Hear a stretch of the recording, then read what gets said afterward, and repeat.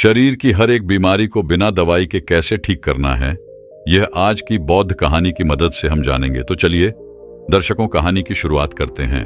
दोस्तों, बहुत समय पहले की बात है। एक नगर में एक व्यक्ति रहा करता था। वह व्यक्ति हमेशा बीमार रहता था। वह हमेशा बीमारियों से ग्रसित रहता था, जिस कारण वह बहुत परेशान रहता, चिंतित रहता। उसने कई प्रकार की और शक्तियां भी ली, कई प्रकार के चिकित्सकों से सलाह भी ली। हर किसी ने उसे तरह तरह की दवाइयां दी। किसी ने उसकी बीमारी का इलाज कुछ बताया, तो किसी ने उसे कुछ और ही तरीका बताया, लेकिन कोई भी तरीका उसकी बीमारी पर काम नहीं कर पा रहा था। वह बहुत परेशान हो चुका था, बहुत हताश हो चुका था। वह भीतर ही भीतर पूरी तरह से टूट चुका था। उसने सारी उम्मीदें खो दी थी। उसे बस यही लग रहा था कि इससे तो अच्छा होता ईश्वर मुझे अपने पास बुला लेता, कम से कम इन रोज रोज की बीमारियों से पीछा तो छूटता। इसी कारण वर्ष वह हमेशा चिंता में रहता, निराश रहता। तभी एक दिन उसके पास उसका एक मित्र आया। उसने उसे एक साधु के बारे में बताया। वह साधु लोगों का इलाज बिना किसी औषधि, बिना किसी दवाइयों के करते थे। उनके इलाज करने का तरीका बहुत अनोखा था। ना ही वह किसी को किसी प्रकार की दवाइयां देते और ना ही वह किसी प्रकार का उन्हें परहेज बता देते, लेकिन जो भी उनके पास जाता था वह पूरी तरह से स्वस्थ और तंदुरुस्त हो जाता। जब उस व्यक्ति के मित्र ने उन साधु के बारे में उसे बताया तो उस व्यक्ति से रहा नहीं गया। तुरंत ही उन साधु से मिलने के लिए जा पहुंचा। जब वह वहां गया तो उसने उन साधु से कहा, हे गुरुवर, मैंने आपके बारे में बहुत सुना है। मैंने यह सुना है कि आप किसी की भी बीमारियां ठीक कर सकते हैं। ना ही आप उसे कोई और क्षति देते हैं और ना ही उसे कोई उपाय बताते हैं, फिर भी वे लोग पूरी तरह से स्वस्थ और तंदुरुस्त हो जाते हैं। यह बहुत अद्भुत बात है और यह सुनकर ही मैं आपके पास आया हूं। लेकिन मैं यह जानना चाहता हूं, क्या आखिर बिना और सदियों के बिना दवाओं के हमारा शरीर कैसे ठीक हो सकता है? हमारे शरीर की बीमारियां कैसे खत्म हो सकती हैं? आगे वह व्यक्ति उन साधु से कहता है गुरुवर, देखने में तो मेरा शरीर बहुत ही हट्टा कट्टा है और मैं मोटा भी हूं, और इसी मोटापे के कारण मेरे शरीर में न जाने कितनी प्रकार की बीमारियां हैं और इसके कारण वश में बहुत परेशान हूं। जब भी मैं किसी चिकित्सक के पास जाता हूं तो वो यही कहता है कि तुम बहुत मोटे हो, अपना वजन घटा लो, तुम्हारी सारी बीमारियां ठीक हो जाएंगी। जिसके लिए वो मुझे कुछ औषधियां, कुछ दवाइयां भी देते हैं, लेकिन वो दवाइयां कुछ काम नहीं करती और मेरी बीमारियां ठीक नहीं हो पाती हैं गुरुवर। वैसे तो मैं खुद भी नहीं जानता हूं कि मेरे शरीर में कौन कौन सी बीमारियां हैं। जैसे यदि मैं कुछ दूर चलता हूं तो मेरी सांस फूलने लग जाती है। इसके अलावा जब मैं चलता हूं तो मेरे घुटनों में दर्द भी महसूस होता है। मेरे दिल की धड़कन तेज हो जाती है, जिस कारण हृदय के रुकने का खतरा भी होता है। ऐसी न जाने कई सारी बीमारियां मेरे शरीर को घेर रखी हैं और मैं इनसे छुटकारा पाना चाहता हूं। मैं बहुत परेशान हो चुका हूं। मैंने आज तक जितनी भी औषधियां ली हैं, जितनी भी दवाइयां ली हैं, वे सारी दवाइयां, वे सारी औषधियां मेरे किसी काम की नहीं। वे सभी मेरे बीमारियों को ठीक नहीं कर पाई। इसी कारण मैं बहुत परेशान हूं, बहुत चिंतित हूं और इसी कारणवश आज मैं आपके पास आया हूं। क्या आप मेरी समस्या का कोई समाधान बता सकते हैं? मैं दवाई ले लेकर थक चुका हूं, परेशान हो चुका हूं। मेरा आधा जीवन यूं ही व्यर्थ हो चुका है। कृपया करके मुझे कोई ऐसा तरीका बताएं जिससे मैं अपनी बीमारियों को खुद ही ठीक कर लूं। मुझे किसी चिकित्सक के पास न जाना पड़े। इस पर वह साथ मुस्कुराने लगे और उस युवक से कहते हैं, क्या तुम्हें पूरा विश्वास है कि तुम अपने शरीर की बीमारियों को खुद ठीक कर सकते हो? क्योंकि यह विश्वास ही है जो तुम्हें तुम्हारी बीमारियों से मुक्त कर सकता है। जिन्हें खुद पर विश्वास होता है वे लोग अपने जीवन में कुछ भी हासिल कर लेते हैं। ठीक उसी प्रकार यह चीजों में खुद पर विश्वास होगा तो तुम अवश्य ही अपनी बीमारी को ठीक कर पाओगे। अन्यथा यदि तुम्हें खुद पर विश्वास ही नहीं तो तुम अपने जीवन में कभी कुछ नहीं पा सकते और तो और ना ही तुम अपने बीमारियों का इलाज कर सकते हो। यदि तुम्हें खुद पर विश्वास है तभी मैं तुम्हें वह तरीके बता सकता हूं, अन्यथा तुम यहां से जा सकते हो। यह उपाय तुम्हारे किसी काम का नहीं, क्योंकि यदि तुम्हें खुद पर विश्वास ना हुआ तुम्हें यह तरीके बता भी दो तब भी तुम अपने आप से अपने बीमारियों को ठीक नहीं कर पाओगे।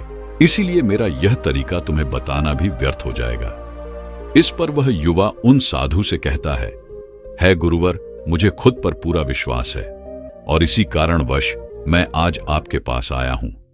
यदि आपको मुझ पर विश्वास नहीं है तो बताइए मुझे क्या करना होगा जिससे मैं आपको यह यकीन दिला सकूं कि मुझे खुद पर पूरा यकीन है, मुझे खुद पर पूरा विश्वास है कि मैं अपने खुद की बीमारियों को ठीक कर सकता हूं। इस पर वह गुरु उस युवक से कहते हैं, देखो, हमारा शरीर हमें संकेतों के माध्यम से यह समझाने का प्रयास करता है कि हमारे शरीर में क्या तकलीफें हैं और हमें उसे कैसे ठीक करना है, लेकिन हम कभी भी अपने शरीर के उन संकेतों को समझ नहीं पाते। हम उसे हमेशा नजरअंदाज कर देते हैं, जिस कारण ही हम अनेकों प्रकार की बीमारियों से ग्रसित हो जाते हैं और यह मायाजाल इसी तरह से चलता चला जाता है। इसलिए सबसे पहले तुम्हें अपने शरीर के संकेतों को समझना होगा, तभी तुम अपने बीमारियों को समझ पाओगे और उनका इलाज भी कर पाओगे। और इसके लिए तुम्हें ध्यान करना होगा, क्योंकि ध्यान ही वह मार्ग है जिसे तुम अपने आप को समझ पाओगे, अपने शरीर के उन संकेतों को समझ पाओगे, अपने शरीर में होने वाले उन बदलाव को महसूस कर पाओगे। उसके बाद ही तुम्हें यह पता चल पाएगा कि तुम्हारे शरीर में क्या कमी है और किस कारणवश तुम बीमारी से ग्रसित हो। और जब एक बार तुम अपने शरीर को समझने लगोगे, उसके द्वारा दिए गए उन संकेतों को समझने लगोगे, तो तुम खुद का इलाज शुरू कर पाओगे, अपने शरीर को उन बीमारियों से बचा सकोगे। इसलिए सबसे पहला और मुख्य बिंदु है ध्यान। ध्यान के द्वारा तुम अपने शरीर में संवेदनशीलता पैदा कर सकते हो, जिससे तुम अपने शरीर के संकेतों को समझ सको, जान सको, उन्हें पहचान सको। उदाहरण के लिए, जैसा कि तुमने कहा था, तुम यदि थोड़ी देर भी चलते हो तो तुम्हारी सांस फूलने लग जाती है। लेकिन क्या तुमने कभी यह ध्यान दिया है कि आखिर तुम्हारी सांस क्यों फूल जाती है? तब तुमने पाया होगा कि तुम्हें तो एस्मा हो चुका है। लेकिन यदि तुमने इन संकेतों को पहले ही समझ लिया होता तो तुम अपने शरीर को एस्मा जैसी बीमारी से बचा पाते, उसका इलाज कर पाते।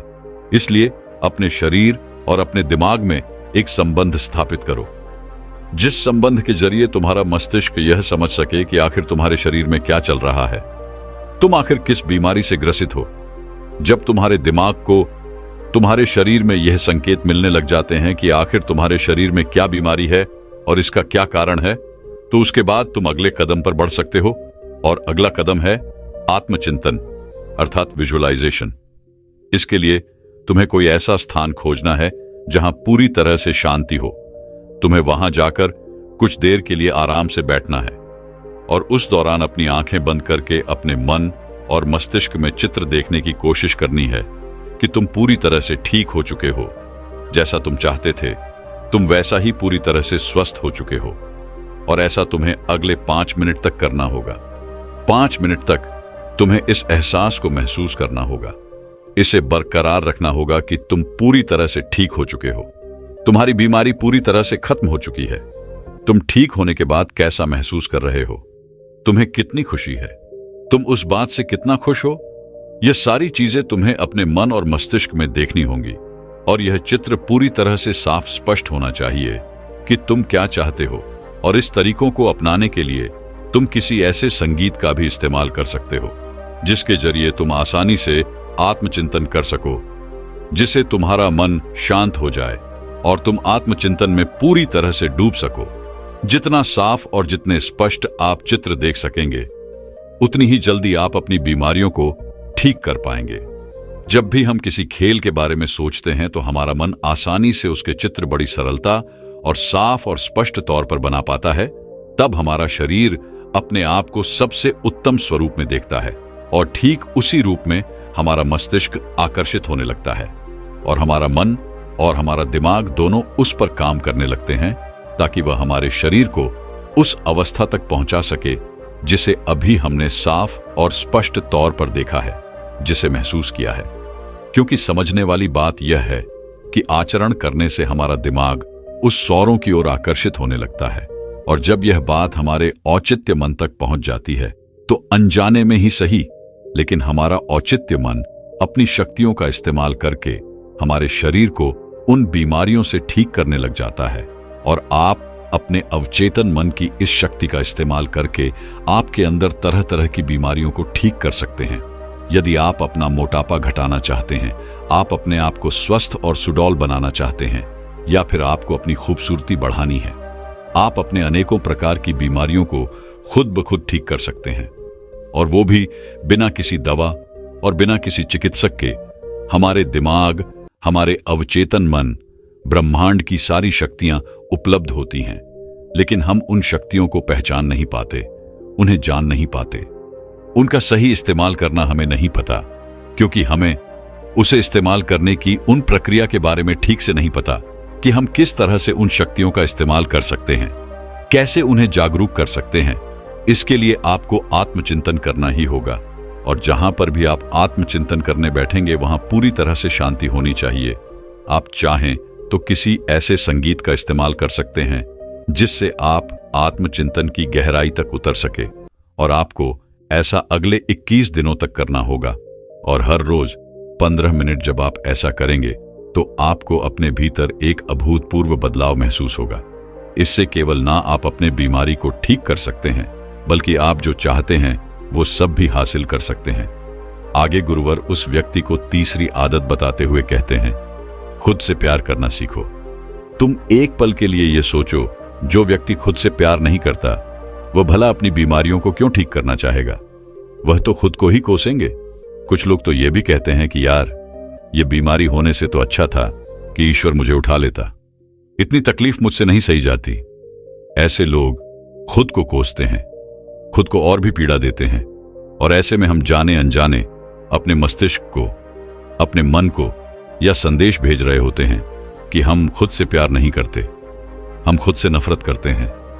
और जब हम एक बार खुद से नफरत करने लगते हैं तो भला ऐसा शरीर किसे चाहिए, जिस कारण हम जाने अनजाने उन तकलीफों को, उन बीमारियों को और भी ज्यादा बढ़ावा देते हैं। और देखते ही देखते हम अपनी उस नफरत के कारण अपने आप से हार जाते हैं, हम अपनी हिम्मत खो बैठते हैं। जरा आप एक पल के लिए यह सोचकर देखिए, जिस व्यक्ति को खुद पर भरोसा ना हो वह भला अपने जीवन में क्यों जीना चाहेगा? वह अपनी तकलीफों, अपनी बीमारियों से क्यों मुक्त होना चाहेगा? क्या आपने कभी यह देखा है कि जो व्यक्ति खुद पर विश्वास करता है, खुद से प्यार करता है, वो लोग किसी भी परिस्थिति में खुलकर जीते हैं, और वो बड़ी से बड़ी बीमारियों, जिस कारण हम जाने अनजाने उन तकलीफों को, उन बीमारियों को और भी ज्यादा बढ़ावा देते हैं, और देखते ही देखते हम अपनी उस नफरत के कारण अपने आप से हार जाते हैं, हम अपनी हिम्मत खो बैठते हैं। जरा आप एक पल के लिए यह सोचकर देखिए, जिस व्यक्ति को खुद पर भरोसा ना हो वह भला अपने जीवन में क्यों जीना चाहेगा? वह अपनी तकलीफों, अपनी बीमारियों से क्यों मुक्त होना चाहेगा? क्या आपने कभी यह देखा है कि जो व्यक्ति खुद पर विश्वास करता है, खुद से प्यार करता है, वो लोग किसी भी परिस्थिति में खुलकर जीते हैं, और वो बड़ी से बड़ी बीमारियों, और जो व्यक्ति खुद पर विश्वास करते हैं वही लोग आत्मचिंतन की गहराई तक उतर भी पाते हैं, क्योंकि उन्हें खुद पर विश्वास है। वह जानते हैं कि जो बीमारी उन्हें आज घेर कर रखी है वह बीमारी ज्यादा देर तक नहीं रहने वाली, वह आज नहीं तो कल उससे ठीक हो ही जाएंगी। यदि आप भी खुद पर विश्वास करते हैं और आत्मचिंतक की गहराई तक उतरना चाहते हैं तो पहले आपको खुद से प्यार करना सीखना ही होगा। उसके बाद आपका मस्तिष्क अपने आप ही ऐसे उपाय पैदा करने लगेगा जिससे आप अपनी बीमारियों को खुद ब खुद ठीक करने लग जाएंगे। और आप ये माने या ना माने, लेकिन हमारा मस्तिष्क बहुत शक्तिशाली है। वह उन रसायनों को पैदा करने की क्षमता जानता है, लेकिन हम जाने अनजाने उससे उस चीज का सही इस्तेमाल नहीं कर पाते। और यही कारण है कि हम खुद ब खुद अपने आप को छोटी से छोटी बीमारियों से भी ठीक नहीं कर पाते। और यह सब प्रयोग करते वक्त खुद पर विश्वास रखें, अपने आप से प्यार रखें, और साथ ही अपने दिनचर्या पर भी ध्यान दें। आप क्या खाते हैं, किस समय खाते हैं, काव्य व्यायाम करते हैं, किन लोगों के साथ बैठते हैं, और हम क्या क्या बातें करते हैं, ये सारे दिनचर्या पर आपको ध्यान देना होगा। समय पर खाना और समय पर व्यायाम करना आपको तरह तरह की बीमारियों से दूर रखता है। और वास्तविकता देखी जाए तो हम में से अधिकांश लोगों का दिमाग तभी बढ़ते हैं जब हम अपने दिनचर्या में बदलाव लाते हैं, जब हम समय पर खाना नहीं खाते, समय पर व्यायाम नहीं करते, समय पर हम अपने कामों को अंजाम नहीं देते, जिससे हमारे मन और मस्तिष्क में तनाव पैदा होने लगता है। हमारे भीतर एक भय उत्पन्न होने लगता है जिससे हम अनेकों प्रकार की बीमारियों को अपनी ओर आकर्षित करने लगते हैं। यदि आप समय से खाते हैं, पूरी नींद देते हैं, व्यायाम करते हैं, तो आप तनाव मुक्त जीवन जी सकते हैं। उसके बाद अनेकों प्रकार की बीमारियां आपसे कोसों दूर रहेंगी। आपको अपने दिनचर्या का पालन पूरी निष्ठा और ईमानदारी के साथ करना चाहिए। आगे वह साधु उस व्यक्ति से कहते हैं, अपने और चित्त मन को अपनी बीमारियों को ठीक करने के काम पर लगाए। हमारे शरीर शक्तियों का भंडार है। हमारे शरीर में तरह तरह की शक्तियां हैं, लेकिन हम उन्हें नहीं जान पाते, उन्हें समझ नहीं पाते। यहां तक कि हम अपने मस्तिष्क अर्थात अपने अवचेतन मन की शक्तियों का भी ज्ञान नहीं रखते। इस प्रक्रिया के बारे में वह साधु महाराज बताते हैं कि जब भी तुम सोने के लिए बिस्तर पर जाते हो, तो सोने से ठीक पहले अपने मन को शांत करो और अपने आप से यह कहो कि तुम पूरी तरह से ठीक हो और इसे साफ स्पष्ट तौर पर देखने का प्रयास करो। यदि तुम यह निरंतर करते हो तो तुम्हारी बीमारियां जड़ से खत्म हो जाएंगी। तुम ऐसा सोचते सोचते अपने बिस्तर पर सो जाओ। उसके बाद तुम्हारा अंतर्मन मन जादू की तरह काम करने लगेगा। और इस बात से तो आप भली भांति परिचित होंगे कि जब हम सो जाते हैं तब भी हमारा अंतर्मन मन हमारे लिए काम कर रहा होता है। लेकिन शायद आपको यह नहीं पता कि सोने से पहले हम अपने अंतर्मन मन को जो भी काम देते हैं वह पूरी रात उसी काम पर लगा होता है। इसीलिए रोज रात यह अभ्यास जरूर करें। देखते ही देखते आपका शरीर रोग मुक्त होने लगेगा। आप अच्छा महसूस करने लगेंगे। आप अपनी बीमारियों को ठीक करने लगेंगे। लेकिन याद रहे कि हमें रोज सोने से ठीक पहले करना है। यदि आप यह सोच रहे हैं कि क्या हम इसे दिन में कर सकते हैं, तो यह आपके लिए बिल्कुल काम नहीं करेगा, क्योंकि दिन में हमारा मन, हमारा मस्तिष्क अन्य कामों में व्यस्त होता है और ऐसे समय पर हमारे अवचेतन मन को समय नहीं मिल पाता कि वो आपकी बात सुने, आपकी बात पर अमल करें। लेकिन रात को सोते वक्त हमारा पूरा शरीर सो रहा होता है, हमारा चेतन मन शांत और स्थिर होता है, सो रहा होता है। ठीक उसी वक्त हमारा औचित्य मन जागरूक होता है और उसे उतना वक्त मिल जाता है कि वह आपके द्वारा दिए गए निर्देशों पर काम कर सके, अपनी पूरी शक्ति का इस्तेमाल कर सके। आगे वह साधु महाराज उस व्यक्ति से कहते हैं कि आज चाहे विज्ञान कितना भी आगे क्यों निकल चुका हो, आज भी बहुत सारी बीमारियां ऐसी हैं जिसके बारे में यह विज्ञान भी पता नहीं कर पाता। बड़े बड़े चिकित्सक तुम्हारे शरीर में वह बीमारियां ढूंढ ही नहीं पाते, लेकिन हम उन बीमारियों से परेशान जरूर रहते हैं, और ऐसी बीमारियां जिन्हें विज्ञान भी ठीक नहीं कर पाता। तो तुम्हें क्या लगता है, ऐसी बीमारियां क्या औषधियों से ठीक की जा सकती है? नहीं। और जब हम तरह तरह की दवाइयां, तरह तरह की औषधियां लेकर हार चुके होते हैं, तब हम यह खुद ही महसूस करने लग जाते हैं कि हम अपनी बीमारी का इलाज नहीं कर सकते। यह बीमारी ना इलाज है। जब आप खुद से किसी बीमारी का इलाज करने में असफल होते हैं, तो आप उस चिकित्सक के पास जा सकते हैं जिस पर आपको भरोसा हो, जो आपको सही दवा, सही औषधि दे सके। लेकिन उससे पहले कुछ प्रयास करके देखिए और यकीन मानिए, आपके अंदर वो सारी शक्तियां हैं जो बिना दवाओं के आपके शरीर को ठीक कर सकती हैं। आज से कई 100 साल पहले, जब कोई विज्ञान नहीं था, कोई ज्ञान नहीं था, कोई चिकित्सा प्रणाली नहीं थी, उस समय के लोग इन प्रक्रिया के बारे में, इन पद्धतियों के बारे में भली भांति परिचित थे। वे लोग अच्छी तरह से जानते थे कि हम खुद से ही खुद की बीमारियों को ठीक कर सकते हैं, और उनके पास कोई दूसरा विकल्प भी नहीं होता था। लेकिन उन्हें खुद पर विश्वास होता था, और यही कारण था कि वे लोग अपनी खुद की बीमारियों को खुद से ही ठीक कर लेते थे। लेकिन जैसे जैसे समय आगे बढ़ता गया, समय के साथ साथ विज्ञानम और भी बढ़ता चला गया, वैसे वैसे ही वो सारी पद्धतियां, वो सारी प्रक्रियाएं नष्ट कर दी गई, क्योंकि इससे विज्ञान के चिकित्सकों को, उनके अस्पतालों को बहुत नुकसान झेलना पड़ता। जरा आप एक बार के लिए यह सोचकर देखिए कि आप एक चिकित्सक हैं और आपके पास जब कोई मरीज आएगा ही नहीं, तो आप क्या करेंगे? आपके पास पैसे कहां से आएंगे? आप अपना घर बार कैसे चलाएंगे? जिस कारण यह सारी पद्धतियां छुपा दी गई। लोगों को यह यकीन दिलाया गया कि आप खुद से खुद को ठीक नहीं कर सकते, और देखते ही देखते हम सब ने इन सब चीजों पर यकीन कर लिया। और अब तो हालत यह हो चुकी है कि हम चाहे छोटी सी बीमारी क्यों ना हो, जैसे ही हमें लगता है कि हमें यह बीमारी है, हम तुरंत किसी चिकित्सक के पास जाते हैं, क्योंकि हमें खुद पर विश्वास नहीं है, हमें खुद पर यकीन नहीं है। और उसका नतीजा यही है कि हम तरह तरह की बीमारियों से घिरे हुए हैं। एक बीमारी खत्म नहीं होती कि दूसरी बीमारी हमें घेर लेती है, और जब भी आप किसी बीमारी के इलाज के लिए किसी चिकित्सक के पास जाते हैं तो वो आपको तरह तरह की दवाइयां दे देते हैं जो हमारी बीमारी को तो ठीक कर देते हैं, लेकिन उन दवाइयों से हमारे शरीर में और भी तरह तरह की बीमारियां पनपने लगती हैं। इस कहानी के माध्यम से साधु उस व्यक्ति को यह समझाने का प्रयास करते हैं कि तुम अपना इलाज स्वयं कर सकते हो। इस बात पर विश्वास करो, इस बात पर यकीन करो। जो भी प्रक्रियाएं मैंने तुम्हें बताई हैं, यदि तुम उसे अपने जीवन में अपना लोगे, उस पर अमल करोगे, तो ठीक 21 दिनों के बाद तुम अपने शरीर में वो बदलाव महसूस कर पाओगे और उसके बाद चाहो तो तुम मेरे पास वापस आ सकते हो ताकि तुम मुझे यह बता सको क्या आखिर तुम कैसा महसूस कर रहे हो और 21 दिनों के बाद क्या अभी वह बीमार या तुम्हारे शरीर में है या नहीं, क्या तुम्हारी वह बीमारी ठीक हुई या नहीं।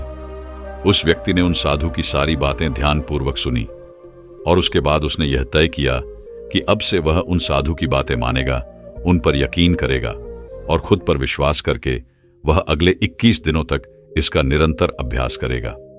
और 21 दिनों के बाद जो भी बदलाव उसके शरीर में वह महसूस करेगा, वह आकर ईमानदारी से उन साधु को जरूर बताएगा। यही सोचकर वह उन गुरुत्व को प्रणाम करता है और वापस अपने घर की ओर लौट जाता है। एक समय की बात है, एक नगर में एक महान गुरु रहा करते थे। उन गुरु की ख्याति दूर दूर तक फैली हुई थी। कहा जाता था कि वह आयुर्वेद के बहुत ही बड़े जाता थे।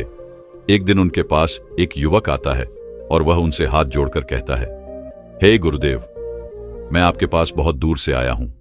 मैंने आपके बारे में बहुत कुछ सुन रखा है। कृपया करके आप मेरी समस्या का समाधान करें। इस पर वह गुरुवर उस युवक से कहते हैं, बेटा, तुम्हारा इतना दूर आने का क्या कारण है।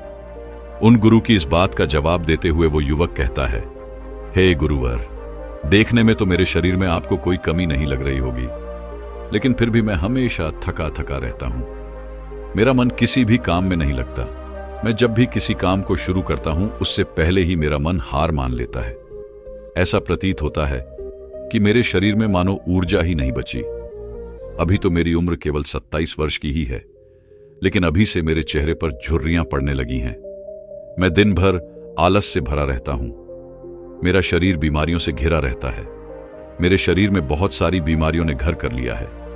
इसलिए आज मैं आपके पास आया हूं, क्योंकि मैंने आपके बारे में बहुत सारी बातें सुन रखी हैं। मैंने सुना है कि किस तरह से आप लोगों का जीवन बदल देते हैं, किस तरह से आप लोगों को बलवान और ऊर्जावान बना देते हैं। इसीलिए आप मुझे कुछ ऐसा उपाय बताएं जिससे मेरा शरीर पहले से अधिक बलशाली हो जाए और मेरे शरीर में ऊर्जा का संचार हो और साथ ही मुझे कोई बीमारी भी ना हो और मेरा मस्तिष्क अच्छी तरह से कार्य कर सके, किसी भी काम में मन लगा सके। उस युवक की सारी बातें सुनने के बाद वह गुरुवर उस युवक से कहते हैं, बेटा, आज मैं तुम्हें ऐसी 5 चीजें बताने वाला हूं जिसे अपनाकर तुम आसानी से अपने शरीर को शक्तिशाली बना सकते हो। तुम्हारा शरीर ऊर्जा से भरपूर हो जाएगा और तुम्हारा मन भी हर काम में लगेगा। आज जो भी मैं तुम्हें बताने जा रहा हूं उसे बहुत ध्यानपूर्वक सुनना, क्योंकि इनका नियमित रूप से उपयोग करने से ना तो तुम्हें कोई बीमारी होगी और ना ही तुम्हें थकान महसूस होगी, बल्कि तुम पूरे दिन ऊर्जा से भरे रहोगे और तुम्हारा मस्तिष्क भी अच्छी तरह से कार्य कर पाएगा। लेकिन इससे पहले कि मैं तुम्हें उन 5 चीजों के बारे में बताऊं, उससे पहले तुम्हें यह समझना होगा कि आखिर हमारे साथ यह तकलीफ क्यों होती है। हम में से अधिकांश लोगों को यह समस्याएं क्यों होती हैं। इतना कहकर वह गुरुवर उस युवक को यह समझाने का प्रयास करते हैं कि आखिर तुम्हारे भीतर यह समस्याएं क्यों हैं। आगे वह गुरुवर कहते हैं, बेटा, हमारा शरीर पोशाक तत्वों से बना है, फिर चाहे वह कोई भी अंग क्यों ना हो। हमारी मांसपेशियां भी पोशाक तत्वों से ही बनती है, और अगर पोशाक तत्वों की शरीर में कमी रहती है तो आपके शरीर के प्रति एक अंग पर इसका प्रभाव अवश्य देखने को मिलता है। इसीलिए यदि तुम स्वस्थ रहना चाहते हो, तुम चाहते हो कि तुम्हारा शरीर ऊर्जावान बना रहे, तुम शक्तिशाली रहो, तो इसके लिए आपको पर्याप्त मात्रा में पोशाक तत्व तो लेने ही होंगे। इस पर वह युवक उन गुरुवर की बात काटते हुए कहता है, हे गुरुवर, परंतु हमें यह पोशाक तत्व किस तरह से प्राप्त होंगे। इस पर वह गुरूर मुस्कुराते हुए उस युवक से कहते हैं, बेटा, जब व्यक्ति को यह पता ही नहीं होता कि पोशाक तत्व किन औषधि से मिलता है, तो वह इनसे वंचित रह जाता है। हो सकता है तो हमारे शरीर की मरम्मत करने का काम भी करता है और इन्हीं से हमारे शरीर का विकास होता है। इसलिए अब जो भी मैं तुम्हें बताने जा रहा हूं उसे बहुत ध्यानपूर्वक सुनना, क्योंकि इससे तुम्हारा पूरा जीवन बदल जाएगा। इतना कहकर वह गुरुवर उस व्यक्ति से कहते हैं, बेटा, यह जो हमारी धरती है यह हमें बहुत ही कम पैसों में ऐसी चीजें उपलब्ध करवा देती हैं जिनको कि गरीब से गरीब व्यक्ति भी बहुत आराम से खरीद सकता है, और यहीं से हमें वो औषधियां भी मिलती हैं जिनसे हमारे शरीर को पोषक तत्व प्राप्त होते हैं।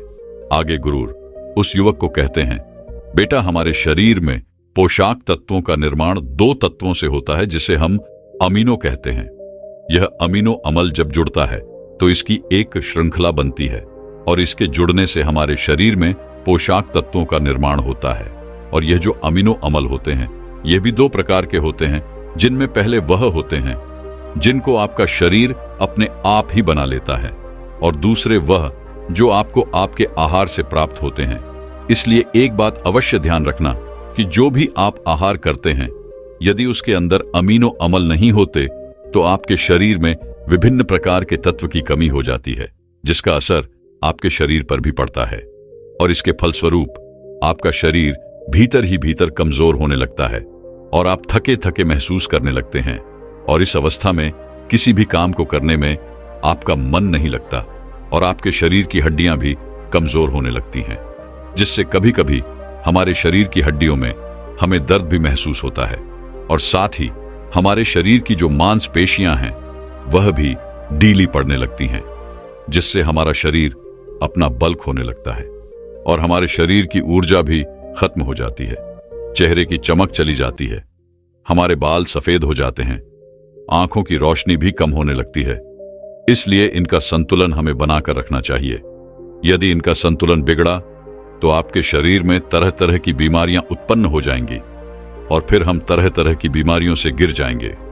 आगे वह गुरु उस युवक से कहते हैं, इसलिए इन सब का संतुलन बनाए रखने के लिए अब जो चीजें मैं तुम्हें बताने जा रहा हूं उसका नियमित रूप से इस्तेमाल करना होगा, तभी वह चीजें तुम्हारे शरीर को ऊर्जावान और बलवान बना पाएंगी। आगे वह गुरु उस युवक को पहली चीज बताते हुए कहते हैं, बेटा, आप चाहे कितना भी आहार क्यों ना खा लो, लेकिन आपको वह पोषक तत्व नहीं मिल पाएगा जो आपको पनीर से मिलता है। आयुर्वेद में पनीर को पोषक तत्वों का खजाना कहा जाता है। पनीर आपको सामान्य से लेकर गंभीर शारीरिक समस्याओं से भी बचाता है, क्योंकि इसके अंदर तरह तरह के पोषक तत्व हमें मिलते हैं, जैसे कैल्शियम, फास्फोरस, सॉलिड और भी तरह तरह के पोषक तत्व जो एक गर्भवती महिला और बच्चों के स्वास्थ्य के लिए बहुत ही लाभकारी होते हैं। पनीर में मौजूद विटामिन डी और कैल्शियम आपको कैंसर के खतरे से बचाते हैं और इसमें मौजूद कैल्शियम और फास्फोरस जिसकी मदद से आपकी हड्डियों को मजबूती मिलती है और साथ ही साथ पनीर खाने से दिल की बीमारियों से भी राहत मिलती है। इसमें पाए जाने वाला सेलेनियम नामक एंटीऑक्सीडेंट लंबे समय तक आपको जवान बनाए रखता है, आपको भीतर से पूरी तरह से स्वस्थ रखता है, जिससे आप ऊर्जावान बने रहते हैं और बीमार नहीं पड़ते। आगे वह गुरुवर उस व्यक्ति से कहते हैं, पनीर में मौजूद पोषक तत्व शरीर को न केवल ऊर्जा देते हैं बल्कि वह हमारे शरीर के मांसपेशियों के लिए भी बहुत महत्वपूर्ण होते हैं। ये आपकी मांसपेशियों को पहले से मजबूत बनाते हैं, ये उनकी मरम्मत करते हैं और साथ ही पोषक तत्व हमारे वजन को संतुलित रखने में भी हमारे लिए बहुत मददगार साबित होते हैं। इसलिए तुम्हें आज से ही रोजाना 100 ग्राम पनीर खाना चाहिए और 100 ग्राम पनीर के अंदर तुम्हें 20 ग्राम पोषक तत्व मिल ही जाएंगे। तुम चाहो तो पनीर को यूं ही कच्चा भी खा सकते हो या फिर तुम चाहो तो इसे गाय के घी में थोड़ा सा पकाकर इसका इस्तेमाल कर सकते हो या फिर तुम चाहो तो इसकी सब्जी बनाकर भी इसे उपयोग में ले सकते हो। आगे वह गुरुवर उस युवक से कहते हैं, बेटा, यदि तुम चाहो तो पनीर खुद घर पर ही बना सकते हो। इसके लिए तुम्हें एक बर्तन में थोड़ा सा दूध लेना होगा और उसे अच्छे से गर्म करना होगा। उसके बाद उसमें नींबू की 2-3 बूंदें डालकर कुछ देर के लिए उसे हल्की आंच पर पकाना होगा। यदि आप घर पर ही पनीर बनाएंगे और यह शुद्ध होगा तो यह आपके लिए और भी ज्यादा लाभदायक होगा, क्योंकि घर पर बनाया हुआ पनीर ताजा भी होता है और इसमें कोई मिलावट भी नहीं होती जो आपके स्वास्थ्य के लिए बहुत ही लाभदायक होता है। आगे वह गुरुवर उस युवक को दूसरी चीज बताते हुए कहते हैं, सोयाबीन। सोयाबीन में कई प्रकार के अमीनो अम्ल भी पाए जाते हैं जो हमारी शरीर के मांसपेशियों और हड्डियों को स्वस्थ रखने में हमारी मदद करते हैं। सोयाबीन को फाइबर का बेहतरीन स्रोत माना जाता है। यदि आप सोयाबीन का केवल 1 कप इस्तेमाल करते हैं तो इसमें आपको करीब 10 ग्राम तक फाइबर मिल जाएगा, जो हमारे शरीर के लिए बहुत ही